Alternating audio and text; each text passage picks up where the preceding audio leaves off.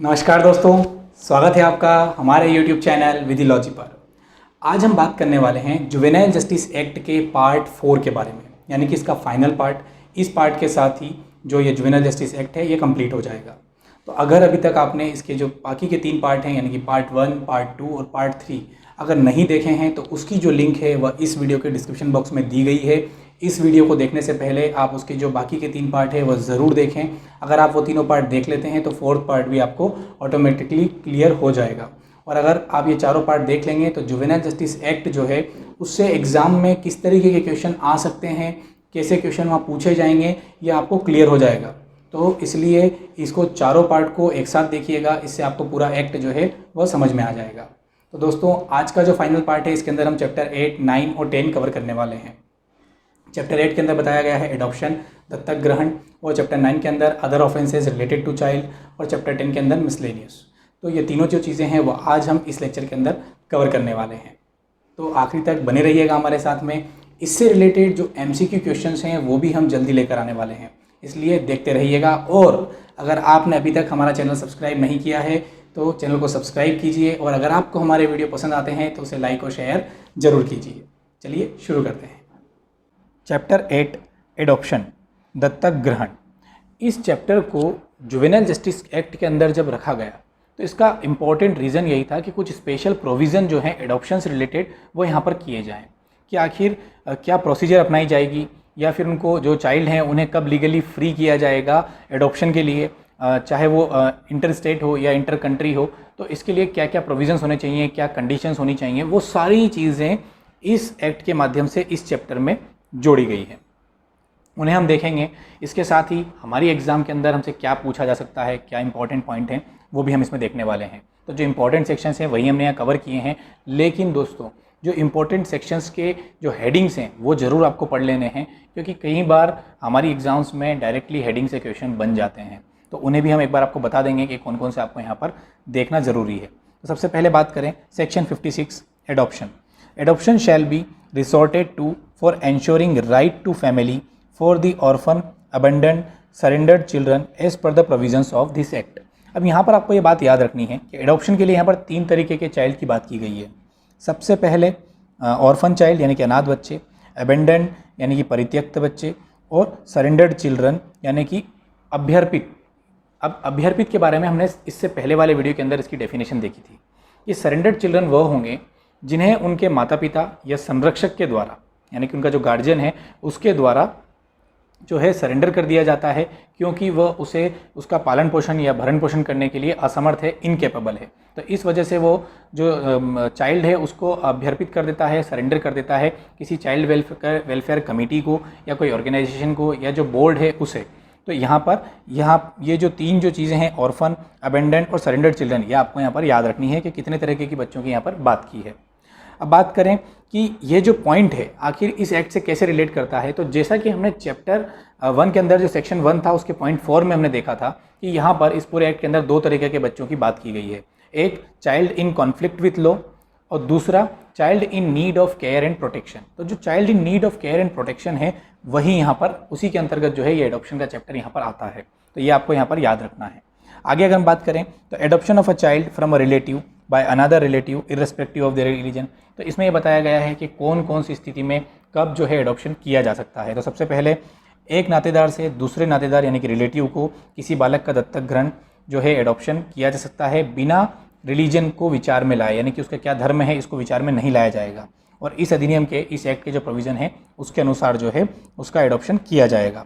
Nothing in this act shall apply to the children made under the provisions of the Hindu adoption and maintenance act 1956।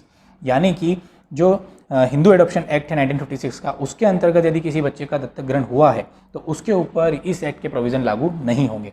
Important point है, इसे आप highlight कर लीजिएगा।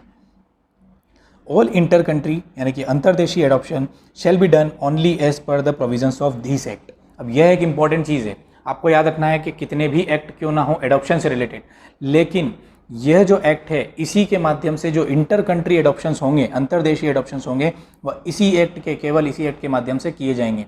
तो section 56 के अंदर ये इंपॉर्टेंट पॉइंट है, यहाँ से ये क्वेश्चन बन सकता है, इसलिए इसको आप हाईलाइट कर लीजिएगा।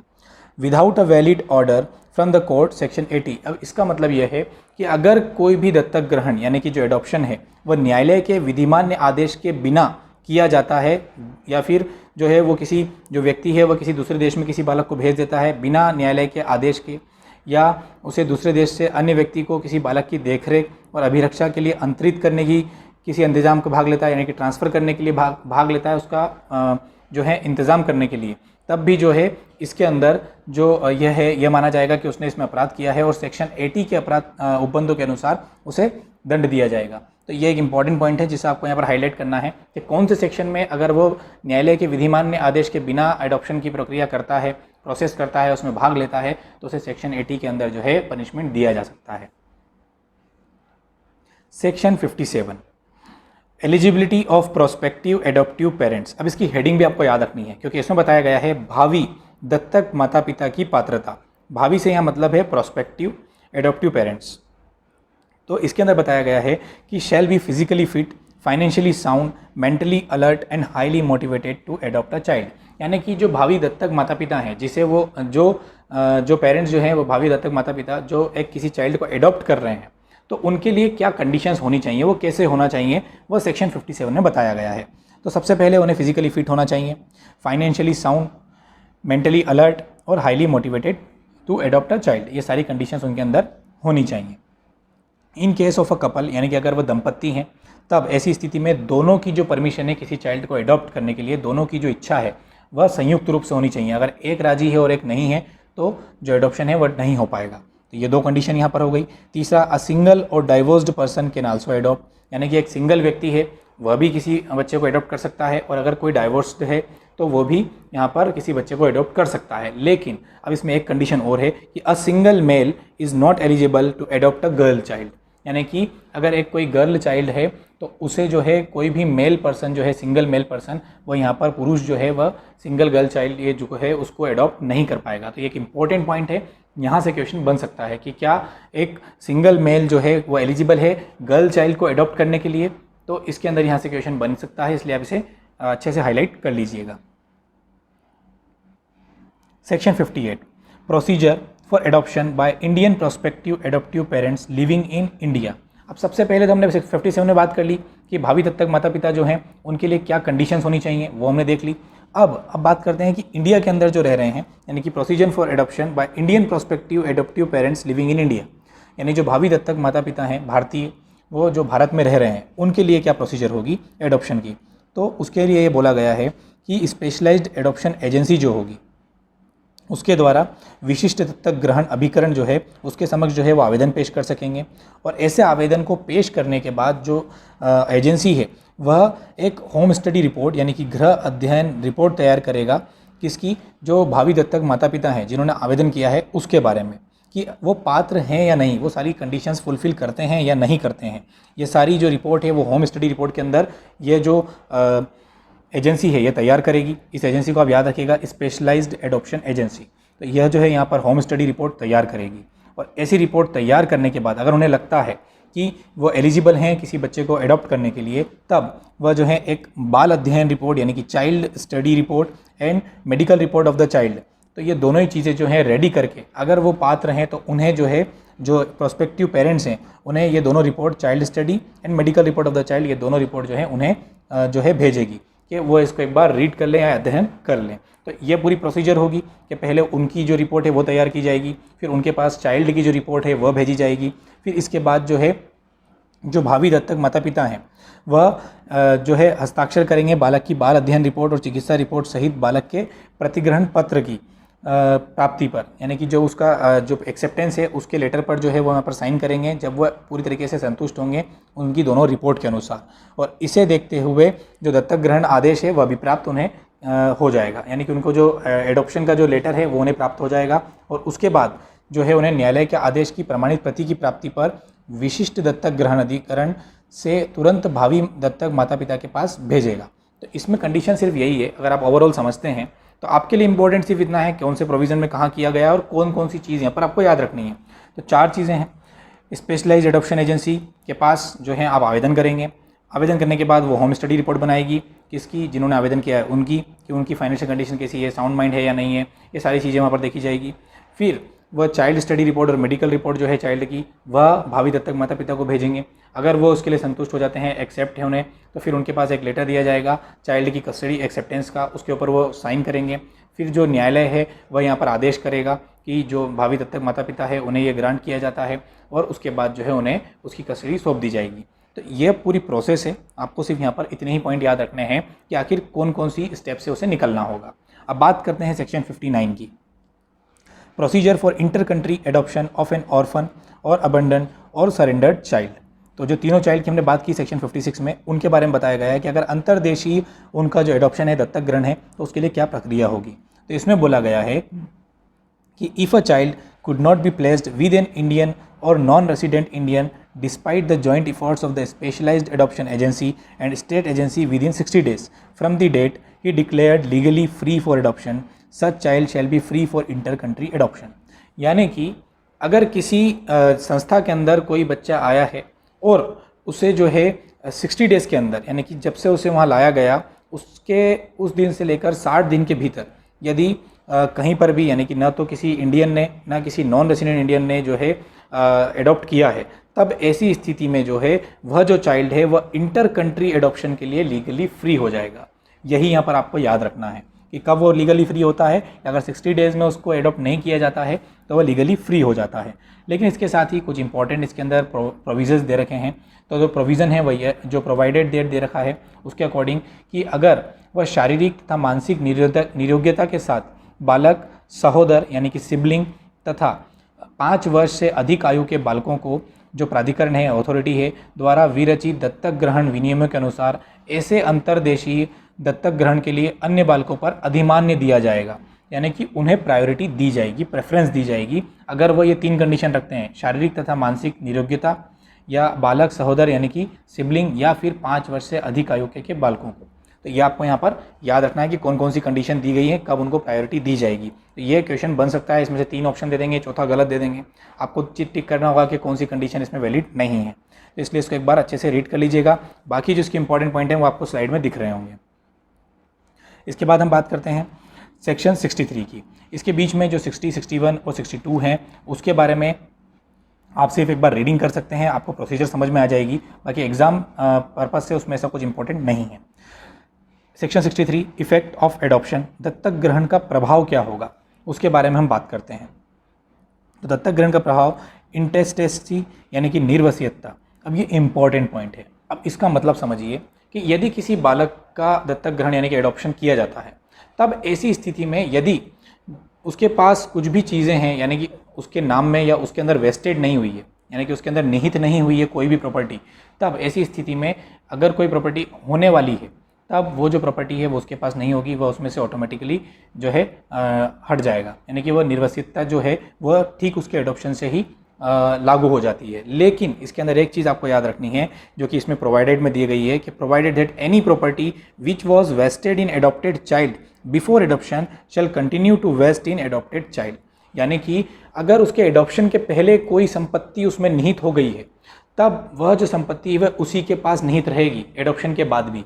लेकिन इसमें एक चीज़ और आपको याद रखनी है कि अगर उस संपत्ति के साथ कोई ऑब्लिगेशंस आते हैं तो वह भी उस चाइल्ड के साथ ही वेस्टेड रहेंगे, उसे उस संपत्ति के द्वारा उसे पूरा करना होगा। तो यह एक इंपॉर्टेंट चीज़ है जो आपको यहाँ पर याद रखना है कि दत्तक ग्रहण का प्रभाव क्या होता है। इसका जो प्रोविज़न है वो इंपॉर्टेंट है, उसे एक बार आप रीड कर लीजिएगा। Section 65 specialised adoption agencies. जैसा कि हमने आपसे कहा कि स्पेशलाइज्ड एडॉप्शन एजेंसी आप याद रखिए। अब ये किस सेक्शन में दी गई है वो भी आपको याद रखना है। तो सेक्शन 65 में स्पेशलाइज्ड एडॉप्शन एजेंसी विशिष्ट दत्तक ग्रहण अभिकरण के बारे में उपबंध किया गया है। अब इसका गठन कौन करता है? तो स्टेट गवर्नमेंट करती है, यानी कि राज्य सरकार करती है। और किस लिए करती है वो आपको याद रखना है। तो राज्य सरकार जो है, जो बालक हैं उनके रिहेबिलिटेशन ऑफ ऑर्फन और अबेंडेंट और सरेंडर्ड चाइल्ड, यानी कि उनका जो रिहेबिलिटेशन के लिए जो है, पुनर्वास के लिए जो है, राज्य सरकार ऐसी एजेंसियों की जो है स्थापना करती है। यह यहाँ पर आपको याद रखना है। बाकी इसके अंदर ऐसा कुछ इंपॉर्टेंट नहीं है, सिर्फ कुछ प्रोसीजर्स हैं कि वर्ष में कम से कम एक बार जो है राज्य सरकार ऐसी एजेंसीज़ का निरीक्षण करवाएगी, उनकी जो प्रोसेस है उनके बारे में देखरेख करेगी। तो आपको उतना कुछ याद नहीं रखना है, सिर्फ सेक्शन 65 में क्या हेडिंग है बस वह याद रखना है। सेक्शन 69 इसके बीच के जो सेक्शन है 66, 67, 68, तो उसमें आपको जो 67 और 68 है उसकी हेडिंग जरूर याद रखनी है, जिनमें दिया गया है कि स्टेट एडॉप्शन रिसोर्स एजेंसी, और 68 में दिया गया है सेंट्रल एडॉप्शन रिसोर्स एजेंसी। सिर्फ उसकी हेडिंग याद रखिएगा कौन से सेक्शन में दिया गया है, उसके अलावा आपको इसमें कुछ इंपॉर्टेंट नहीं है। सेक्शन 69 प्राधिकरण की संचालन समिति यानी कि स्टीयरिंग कमिटी ऑफ अथॉरिटी। इसके अंदर कौन कौन मेंबर होंगे, इस प्राधिकरण में कौन कौन हो सकेगा, उसके बारे में प्रोविज़न किया गया है। तो हम देखें तो सबसे पहले सेक्रेटरी यानी कि सचिव ministry of women and child development government of India shall be the chairperson ex officio, यानी कि पदेन जो है वो यहाँ के अध्यक्ष होंगे कौन, सचिव महिला एवं बाल विकास मंत्रालय भारत सरकार के। दूसरा जॉइंट सेक्रेटरी यानी कि संयुक्त सचिव, अब ये भी कहाँ से होंगे, ministry of women and welfare development से ही होंगे, ये भी यहाँ पर एक्स ऑफिशियो होंगे। जॉइंट सेक्रेटरी फाइनेंस यानी कि वित्त से रिलेटेड जो जॉइंट सेक्रेटरी हैं, संयुक्त सचिव है, वो भी इसी विभाग से होंगे, ये भी यहाँ पर पदेन होंगे, एक्स ऑफिशियो होंगे। इसके बाद 1 state adoption resource agency and 2 specialised adoption agencies भी इसके अंदर मेंबर होंगी, तो ये आपको यहाँ पर याद रखना है। इसके बाद 1 एडॉप्टिव पेरेंट एंड 1 एडॉप्टी, यानी कि जो एडॉप्टी है और जो एडॉप्टिव पेरेंट है वो भी इसके अंदर होंगे। 1 एडवोकेट और professor having 10 years experience in family law, यानी कि पारिवारिक कानून के अंदर जिसे यहाँ पर जो एडवोकेट हैं या जो प्रोफेसर हैं जिन्हें 10 साल का अनुभव है वो यहाँ पर मेंबर होंगे। और एक मेंबर सेक्रेटरी यानी कि जो इसकी प्रोसीजर्स होंगी उनके लिए जो रिस्पॉन्सिबल होगा, यानी कि सदस्य सचिव जिसे आप बोल सकते हैं, जिसे मुख्य कार्यपालक अधिकारी भी कहते हैं, तो वो यहाँ पर मेंबर होगा। तो इन सबसे मिलकर जो है ये प्राधिकरण गठित होगा, तो ये आपको याद रखना है। इसमें इंपॉर्टेंट क्या है कि जो ministry of women and child development जो है वही यहाँ पर मेन है, क्योंकि जो जुवेनाइल जस्टिस एक्ट है ये भी उन्हीं के द्वारा जो है बनाया गया था, तो इसलिए आपको यहाँ पर याद रखना है, उससे आपको यह याद रह जाएगा। तो इसके इंपॉर्टेंट पॉइंट्स जो हैं वो हमने यहाँ पर नोट डाउन कर दिए हैं। अब बात करते हैं चैप्टर 9 की, अदर ऑफेंसेस अगेंस्ट चाइल्ड, बालकों के विरुद्ध अन्य अपराध। तो उसके लिए जो मेन चीज़ें हैं वो हमने यहाँ पर दी गई हैं, क्योंकि इसके अंदर बताया गया है कि अपराध क्या होगा, उसके अंदर पेनल्टी यानी कि पनिशमेंट क्या होगी। सबसे पहले बात करें section 74 prohibition of disclosure of identity of children, यानी कि बालक की पहचान का प्रकटन का प्रतिषेध। बालक की जो आइडेंटिटी है वो नहीं बताई जाएगी, ऐसा प्रावधान यहाँ किया गया है। अब किसी भी माध्यम से, यानी कि अगर किसी जांच या इन्वेस्टिगेशन या न्यायिक प्रक्रिया के बारे में किसी समाचार पत्र यानी कि न्यूज़पेपर, पत्रिका या समाचार पृष्ठ या दृश्य श्रव्य माध्यम या संचार के किसी अन्य रूप में किसी रिपोर्ट में ऐसे नाम, पते या उसके स्कूल या किसी अन्य विशिष्टि को प्रकट नहीं किया जाएगा जिससे विधि का उल्लंघन करने वाले बालक यानी कि conflict in child in conflict with law या देखरेख और संरक्षण के ज़रूरतमंद बालक यानी कि in care of need and protection, तो इनसे रिलेटेड जो बालक है या किसी बाल पीड़ित या किसी अपराध के साक्षी के जो तत्समय प्रवृत्त किसी विधि के अधीन ऐसे मामले में अंतर्वलित है पहचान हो सकती है और न ही ऐसे बालक का चित्र प्रकाशित किया जाएगा।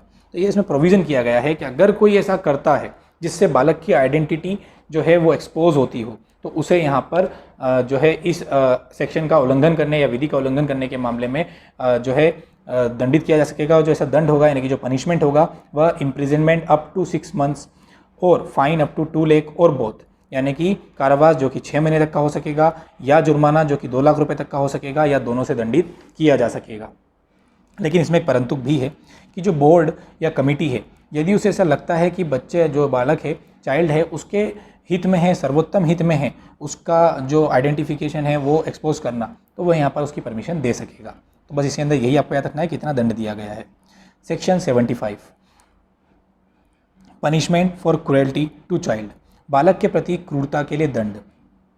इनकी जो हेडिंग्स है वो आपको ज़रूर याद रखनी है, चाहे इसके अंदर का जो पार्ट है वो पूछा जाए या नहीं पूछा जाए, लेकिन जो हेडिंग रहेगी वो आपको यहाँ पर जो है डायरेक्टली पूछी जा सकती है एग्ज़ाम के अंदर। तो सेक्शन 75 में दिया गया है बालक के प्रति क्रूरता के लिए दंड यानी कि पनिशमेंट। तो जो कोई भी व्यक्ति किसी बालक का वास्तविक यानी कि उसका भार साधक है यानी कि उसके एक्चुअल चार्ज में है बालक या उसके कंट्रोल में है, और ऐसी स्थिति में यदि वह किसी चाइल्ड के साथ असॉल्ट करता है यानी कि हमला करता है, उसे अबंडन करता है, अब्यूज़ करता है, एक्सपोज करता है और विलफुली नेग्लेक्ट करता है, तब ऐसी स्थिति में या फिर यह सब करने के लिए किसी का साथ देता है, अरेंजमेंट करता है, तो उसे जो है यहाँ पर इम्प्रिजनमेंट अप टू 3 ईयर्स और फाइन अप टू ₹1 लाख और बोथ, यानी कि उसे कारावास से जो कि 3 वर्ष तक का हो सकेगा और जुर्माने से जो कि 1 लाख रुपए तक का हो सकेगा या दोनों से दंडित किया जा सकेगा। तो ये आपको यहाँ पर याद रखना है। सेक्शन 76 ये इंपॉर्टेंट है, ये पूछा भी जा सकता है कि employment of child for baking, यानी कि भीख मांगने के लिए बालक का नियोजन। तो इसके अंदर ये बताया गया है कि जो कोई भी भीख मांगने के प्रयोजन के लिए बालक को नियोजित करता है या किसी बालक से भीख मंगवाएगा, तब ऐसी स्थिति में वह imprisonment up to 5 years and fine up to 1 lakh जो है यहाँ पर उसे दंडित किया जाएगा। तो अब इसमें आपको याद रखना है, इसमें 2 तरीके के दंड बताए गए हैं। पहला, सिर्फ भीख मंगवाता है यानी कि चाइल्ड फॉर बेगिंग, तब ऐसी स्थिति में उसे कारावास से जो कि 5 वर्ष तक का हो सकेगा और जुर्माने से जो 1 लाख रुपए तक का हो सकेगा दंडित किया जाएगा। अब यहाँ याद रखिएगा, यहाँ पर एंड यूज़ किया गया है, इससे ऊपर के जो सेक्शन थे वहाँ पर और यूज़ किया गया था, इसलिए यहाँ पर दोनों चीज़ दी जा सकेगी। अब अगर कोई व्यक्ति किसी बालक को जो है पर्सन एम्प्यूटेट्स और मेम्स द चाइल्ड यानी कि उसे विकलांग कर देता है और उसके बाद भीख मंगवाता है, तब ऐसी स्थिति में ऐसे व्यक्ति को imprisonment not less than 7 years to 10 years and fine up to ₹5 lakh, यानी कि ऐसे व्यक्ति को मिनिमम 7 वर्ष तक का कारावास जो कि 10 वर्ष तक का हो सकेगा और जुर्माना जो कि 5 लाख रुपए तक का हो सकेगा से दंडित किया जाएगा। तो ये 2 तरीके के यहाँ पर दंड बताए गए हैं, इसे आपको यहाँ पर याद रखना है। इसके बाद के जो सेक्शन है उसके लिए सिर्फ आप उसको रीड कर सकते हैं कि उसमें क्या प्रोविजंस किए गए हैं। उसके बाद अगर हम बात करें तो इसके अंदर एक सेक्शन जो आता है वो है सेक्शन 82, जिसमें दिया गया है कॉर्पोरल पनिशमेंट यानी कि शारीरिक दंड। तो ये आपको याद रखना है कि शारीरिक दंड कहाँ पर बताया गया है, किस जगह पर इसको परिभाषित किया गया है। तो सेक्शन 82 के अंदर बस इसकी हेडिंग आपको याद रखनी है, क्योंकि इसके अंदर बताया गया है कि शारीरिक दंड क्या होगा, उसके अंदर क्या दंड दिया जा सकेगा। तो इसकी सिर्फ हेडिंग आप याद रख लीजिएगा। इसके बाद के जो सेक्शन है सेक्शन 83, 84 और 85, उसकी सिर्फ रीडिंग आपको करनी है, क्योंकि वो उसके प्रोविजन ऑलरेडी दूसरे एक्ट में किए गए हैं, तो वो यहाँ से नहीं पूछे जाएंगे। Section 86, classification of offences and designated court. अब ये सबसे इंपॉर्टेंट है इस पूरे चैप्टर 9 के अंदर, जहाँ से क्वेश्चन बनने के चांसेस ज़्यादा हैं। इसके अंदर बताया गया है अपराधों का वर्गीकरण और अभिहित न्यायालय, यानी कि अपराध कौन से हैं और उनके लिए कौन सा न्यायालय जो है एलिजिबिलिटी है उसके अंदर उसको सुना जाएगा, ट्रायल किया जाएगा।